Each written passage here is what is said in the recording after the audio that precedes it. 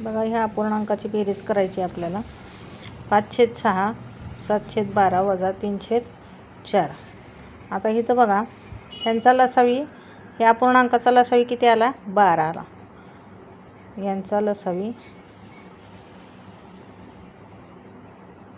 12.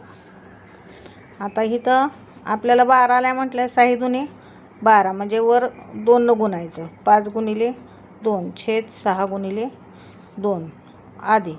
आता इथं 12 ऑलरेडी आहे, त्यामुळे इथं काय गुणायची गरज नाही. इथं 3 त्रिक 9, कारण 4 त्रिक 12 येते आणि